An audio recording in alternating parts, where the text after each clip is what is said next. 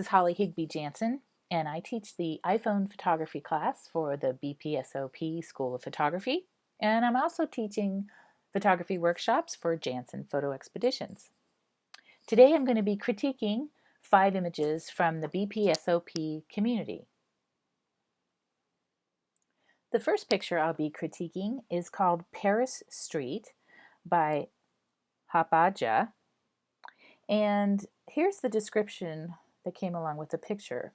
It was handheld with a Panasonic Lumix DMC LF1 Leica L.3 millimeter lens, 5.6 aperture at 1/25th of a second, ISO 400.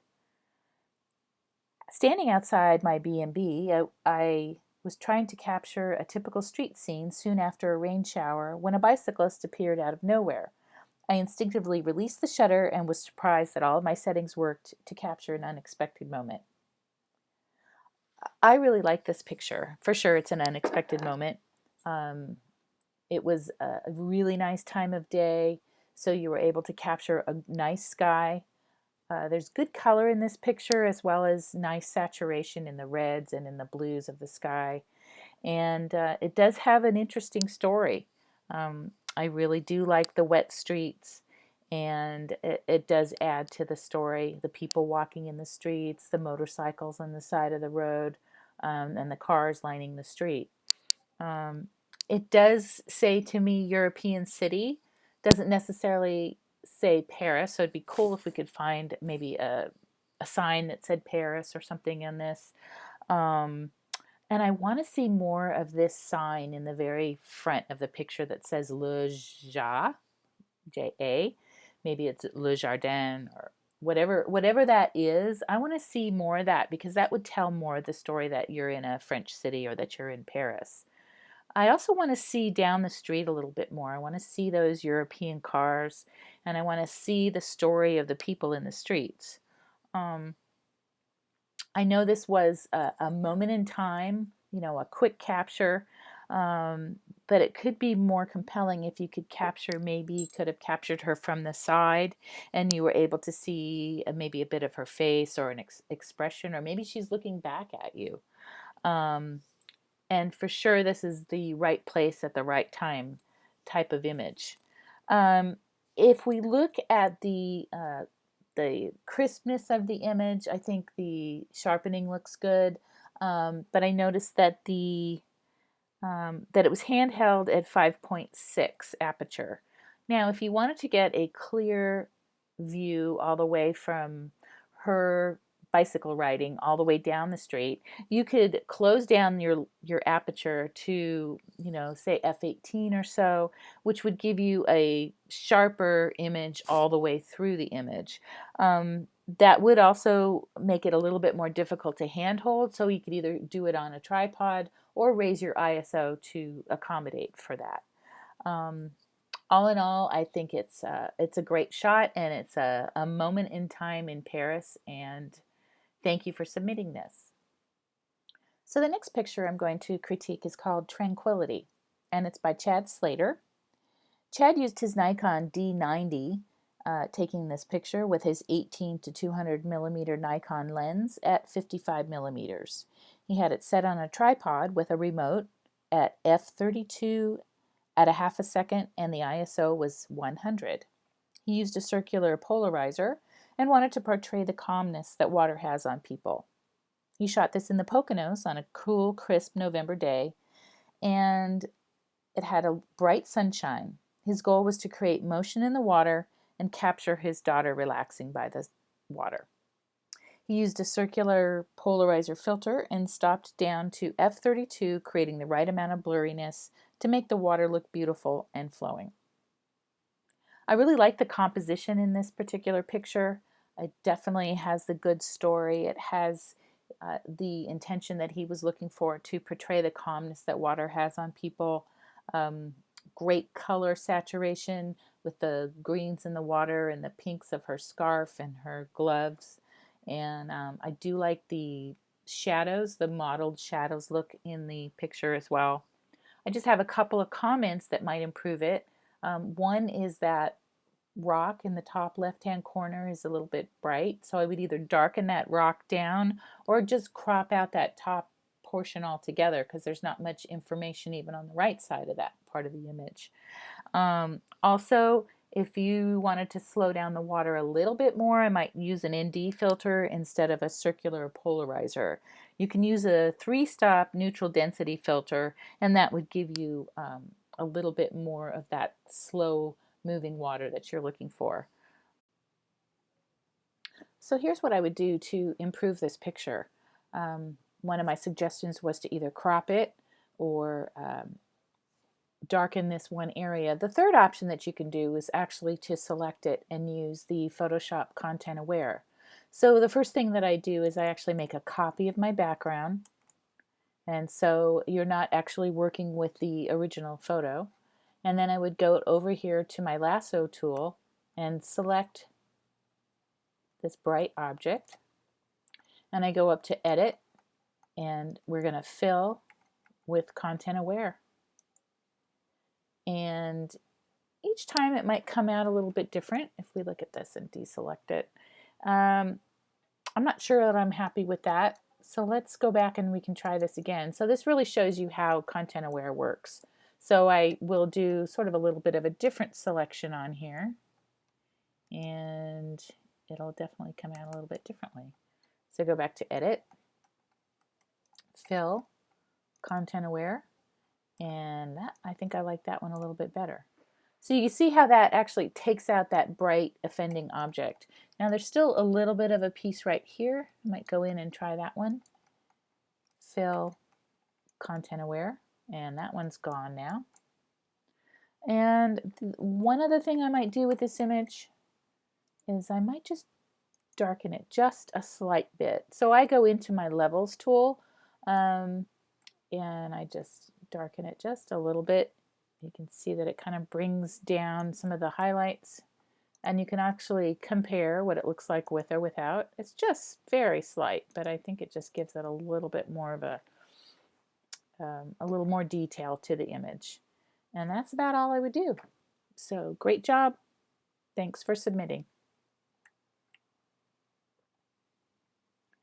The next picture is called Death by Chocolate by Pauline McAleese. And this is a tabletop macro photography using a set of CSI Little People models. The scale is 1:72. She used natural light plus a natural light bulb in a tabletop lamp. She took it with her Fuji X-T1 with a 60mm macro lens at ISO 200, f/18 at 2.5 seconds in RAW file format, and she had it on a tripod with a remote release. This picture to me actually represents quite a lot of work, and I really like the concept and the chocolate and all the setup that she did to create this really interesting image. It looks really sharp. I like the color. The saturation is done really well. The only comments that I might have on it would be the top of the dairy milk sign is cropped a little bit at the top. I might want to fill that, see the whole top of the milk, maybe give it some more of that purple space above it. And maybe the sharpness of the face on one of the on the guy standing looking at us, he's not quite as sharp as the chocolate is. So maybe the focus point would be on his face instead of the chocolate behind. That's just what I can see here, that it looks like maybe he's a little bit out of focus. But other than that, I love the concept, and what a great imagination to put this whole thing together. So really good job, Pauline. The next picture I'm going to critique is called Alone by David Frank. And I do not have any information or metadata on this picture.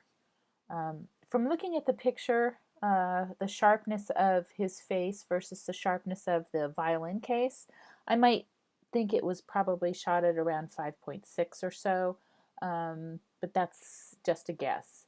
Um, I think this is a great shot. I really like the composition here, where he's sitting, where the lines of the building behind him are placed, where the lines of the door are placed. Both the vertical and horizontal lines are very strong in this image, and it just all works really well. I love the colors and the angle of the light. And you notice the light on one side of his face is brighter than on the other side of the face. His expression. He's looking right at the camera. Um, it's a great shot. I really can't say enough about this one.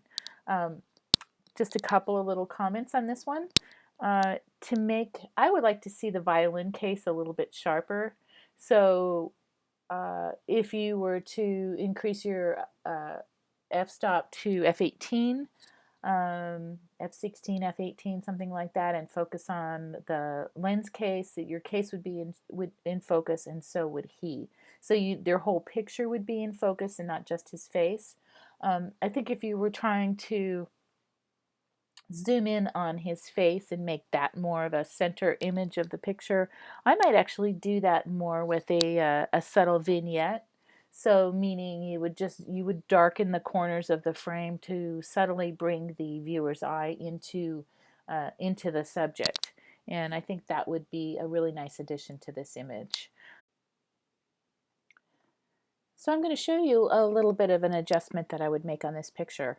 In Photoshop, if I wanted to darken the corners, there's several different ways that you could do it. You could create a layer mask and just add some darker areas to it.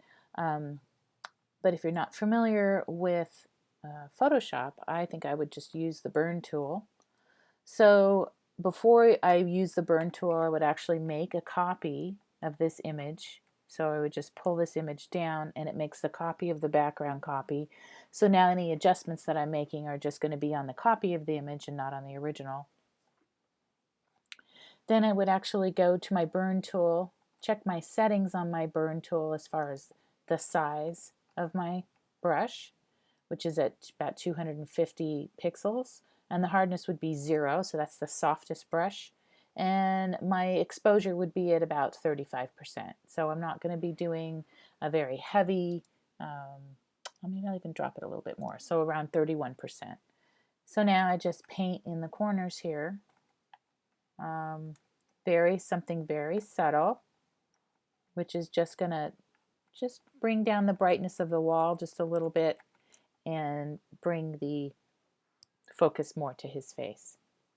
So I think that adds just a little bit more to the image. So I'll turn off this layer and I'll turn it back on, and you can see how that just darkened the walls behind him a little bit and brought his face out some more. So love this shot. Great job. Thanks for submitting.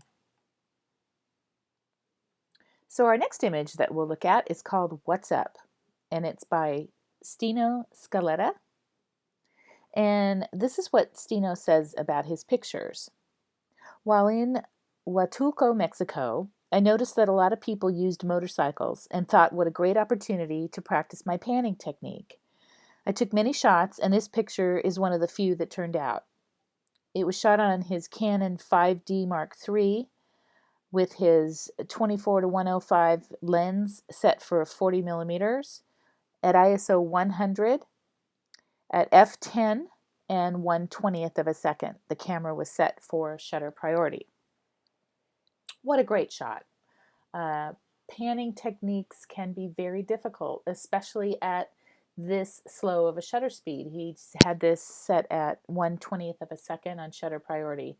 So he did an amazing job of this panning shot. The colors are great. I love the expression on the motorcycle rider, and it's super sharp. I mean, he did such a great job on this shot. I don't have any any improvement on this particular shot. I just think it's great, and awesome job on this particular shot.